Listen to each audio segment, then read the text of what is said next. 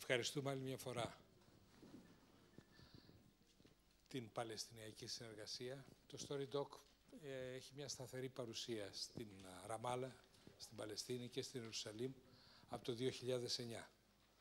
Και χάρη στον Ανίς Μπαϊκουτή και την Ίστρα Μαγέχ, που είναι η ψυχή της Palestinian Young Filmmaker Association, φέραμε σε πέρας αυτό το πρόγραμμα. Τώρα, ο κύριος Κορές. Ελάτε, Κώστα. Είναι ιδιαίτερη συγκίνηση για μένα μια σύμπτωση. Το σχολείο του κυρίου Τζοβάνι είναι το σχολείο που πρωτοπήγα. 2 τάξεις στο νηπιαγωγείο και 1 τάξη στο δημοτικό σχολείο. Ο κύριος Κορές, που είναι η ψυχή της προσπάθειας από το σχολείο Ροδίων Παιδεία, είχε πάρει μέρος στο σεμινάριο στα μέσα Σεπτεμβρίου του StoryDoc και καθοδήγησε όλη την ομάδα. Εγώ μόνο 2 φορές επικοινώνησα με Skype μαζί με τα παιδιά. Δεν είχαμε το budget να πάμε στη Ρόδο, αλλά θα δείτε μια πολύ σπουδαία ταινία. Κύριε Κορέ. Ευχαριστούμε. Λείπουν τα παιδιά βέβαια. Ελπίζουμε η επόμενη προσπάθεια να έχει μεγαλύτερη βοήθεια και ελπίζουμε αυτό που έφτιαξαν τα παιδιά να είναι μικρό και ευχαριστώ και για εσάς. Ευχαριστούμε. Και εμείς.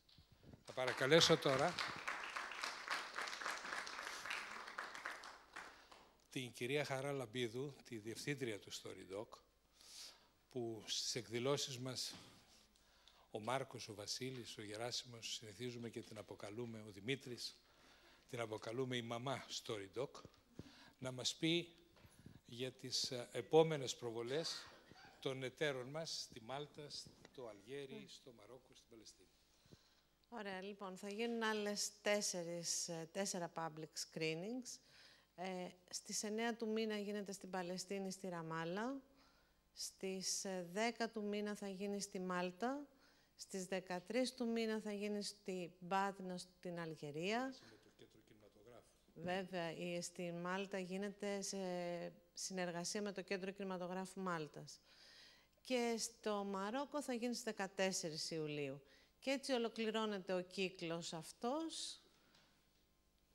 Αυτά. Μια όψη των προβλημάτων που αντιμετωπίσαμε, αλλά και των ιδιαιτεροτήτων κάθε χώρας, είναι ότι δυστυχώς στο Μαρόκο κάθε 5 λεπτά έχουν διακοπεί ίντερνετ, τηλεπικοινωνιών, υποθέτουμε όχι μόνο για τεχνικούς λόγους. Εξ αυτού του λόγου, περί τις 12 φορές προσπάθησαν να ανέβουν στο Vimeo οι 2 ταινίες από το Μαρόκο, αλλά δεν τα καταφέραμε και σας ζητούμε συγγνώμη γι' αυτό. Θα δούμε τώρα μια καταπληκτική ιστορία. Ο Χρήστος Ιερίδης από τα Νέα, κάθε μέρα σχεδόν, όταν δεν στέλνει email, τηλεφωνεί. Μην χάσετε αυτή την ιστορία, μπορεί να γίνει μια μεγάλη ταινία φιξιόν ή ένα πολύ σημαντικό creative documentary. Καλή προβολή.